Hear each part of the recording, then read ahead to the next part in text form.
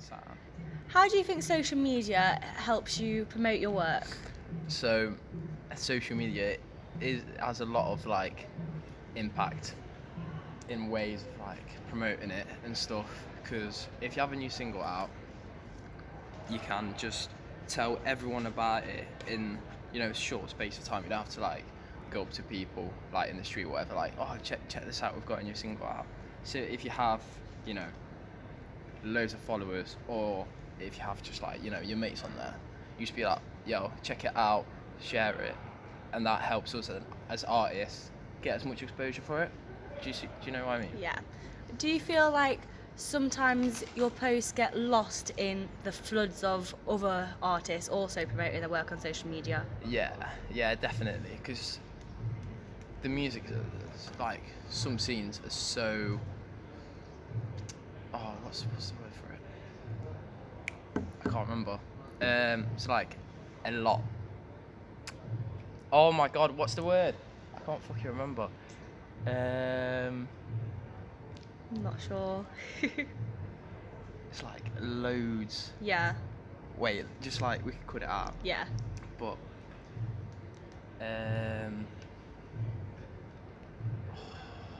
not contrast. So I'm really bad at this. It's all good. Wait, just ask me the question again.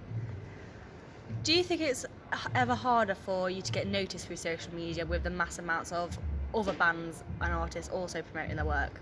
Yeah, definitely, because everyone's trying to do the same thing. Do you know what I mean? Everyone's trying to get the music out there, and they've got. If you have 10, let's say there's 10 artists in the same scene, and they all put out music, you don't know who to go to because there's so much to pick from, and there's a lot of musicians, in the same music scene or whatever. So you put out a single, people are like, oh yeah, that's cool. Oh wait, there's more, and then it hits you from like all directions and stuff. So yeah, definitely, that's where you got to stand out, do something different. Nice. Which is it's hard, but takes time. It takes time. Well, what do you think are the benefits of using streaming sites when you start out? Streaming sites are really good, especially Apple Music, Spotify, and to be fair, smaller platforms like Deezer, they pay you a lot more than like Spotify and stuff. But in case of like people listen to music and get money from it, then they're definitely like the ones to go to. But the only downside to that is you don't get paid a lot. Yeah. So it'd be like 0.0036 pence of Yeah, like I a have stream. heard the ratings what you get paid are really small, especially for some of the most popular sites such as Spotify. Yeah, definitely. But it's much better getting actual physical copies, like selling CDs for at gigs, or going down to like, I don't know, HMV. HMV or Rough Trade, because they're really good at giving small artists, like underground artists, exposure. Because you could just go in, be like, hey, I've got an album. Would you be able to like sell it for this price? And it'll be like, yeah, sure, but we've got to have like a bit of money for that as well. So you just like split it or something. I don't think so. Do you think your music career would struggle a lot if you didn't use social media? Oh yeah, definitely. Like these days, it all involves social media. So if you got a gig, you need to put it like on your Instagram or Facebook, or like basically all the platforms that have connections with people that you can connect with. That's the main thing about social media. That's like connecting with people and getting them to your shows. So yeah, definitely, it's a good way to like spread the name. Like, oh, we've got gigs, so like come down or something. If you were comparing it to, say, if you were starting out in, say, like the 80s or wherever, do you think 80s.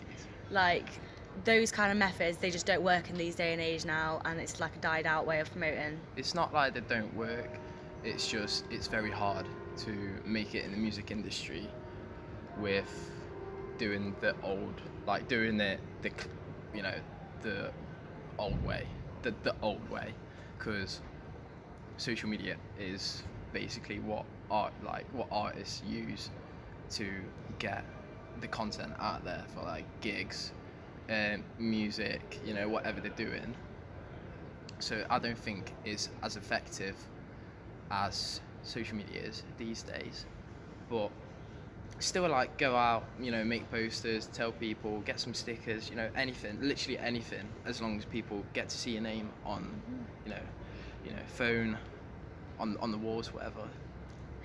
What do you think about streaming sites and how it's been known that they take advantage of smaller artists in the sense that the artists often pay them more than they get paid? Would you say that's true?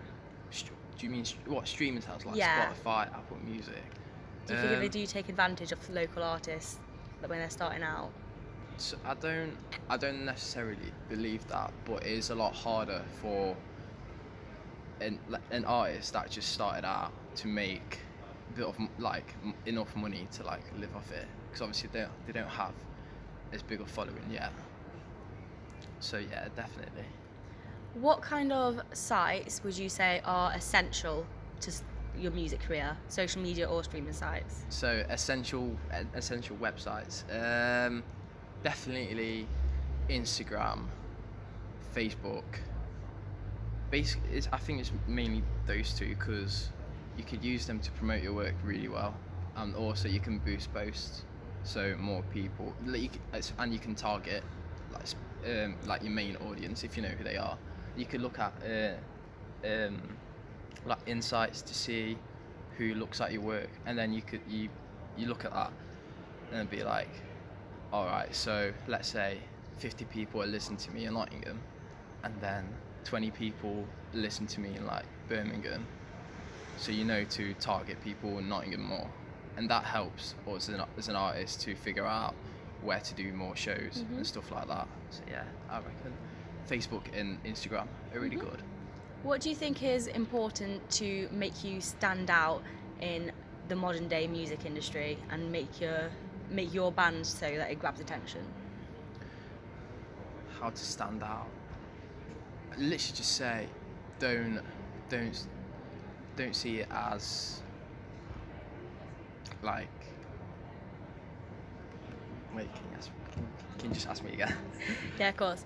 What do you think an artist needs to do to make themselves stand out and grab attention through social media sites?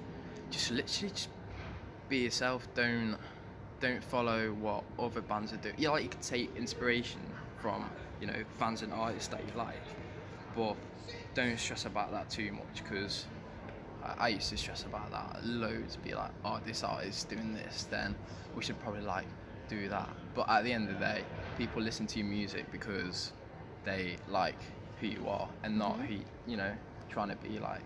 And I think that's what a lot of artists forget, that you just just have fun with it. Just literally just have fun and make what you want to make. Because if you make something that's like weird to someone else, then someone if you think something's good, like let's say you make a track and you're like, oh, that's sick, but you don't know if people listen to it.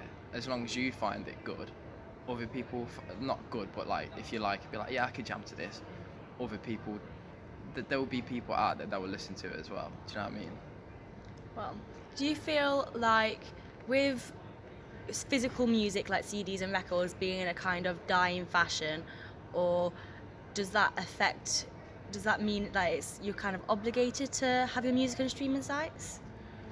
To be fair, I don't like records, vinyls. They're slowly coming back into fashion or whatever. A lot of people getting vinyls, not so much CDs now, because not many people have CD players, but in some ways, yeah, because you have a song, you want to put it out, it costs a lot less to get it up on a streaming website than to get CDs done for that album or whatever you have coming out.